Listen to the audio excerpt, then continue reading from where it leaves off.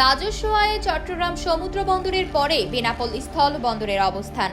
প্রতি বছর কাস্টমস কর্তৃপক্ষ বেনাপোল বন্দর থেকে প্রায় 10,000 কোটি টাকা রাজস্ব আদায় করে থাকে, যা দেশের অর্থনীতিতে বড় ভূমিকা রাখছে।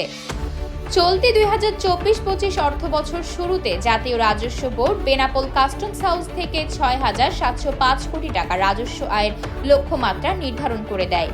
এর আগে 2023-24 অর্থবছরে এখানে রাজস্বের লক্ষ্যমাত্রা ছিল 5,948 কোটি টাকা।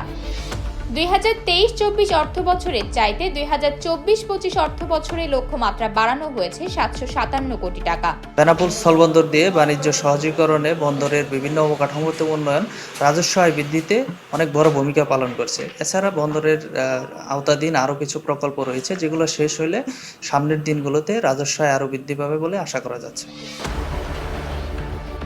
চলতি অর্থবছরের প্রথম 6 মাসে রাজস্ব আহরণ হয়েছে 3,225 কোটি টাকা।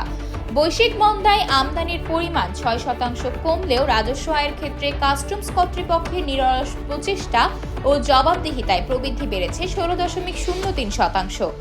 ভারতের সাথে বাণিজ্য সহজীকরণে সম্প্রতি বেনাপোল বন্দরের শূন্য রেখায় 41 একর জমিতে চালু হয়েছে কার্গো ভেহিকল টার্মিনাল। পণ্য রক্ষণাবেক্ষণে রয়েছে বন্দরের সক্ষমতা। এতে অর্থ বছর শেষে রেকর্ড পরিমাণ রাজস্ব আহরণ হবে বলছেন বাণিজ্য সংশ্লিষ্টরা। বাণিজ্যিক সুবিধা বাড়লে আমদানির পরিমাণ আরও বাড়বে। আগে গাড়ি ঢুকতে যে বাধার সম্মুখীন হতো, ফ্রিকোয়েন্টলি গাড়ি ঢুকতে পারতো না, একটা লেনদেন তো সম্ভব ছিল না। এই একাধিক লেনদেন ঢুকবে এবং আমাদের সবচেয়ে বেশি বেনিফিট যেটা রিসেন্টলি আমাদের যে হারে এক্সপোর্ট বাড়ছে, প্রতিটা এক্সপোর্টের গাড়ি 3 দিন দাঁড়িয়ে থাকতো বাংলাদেশ সাইডে, তাতে 3 দুগুণে 6,000 টাকা ড্যামারেজ দিতে হতো।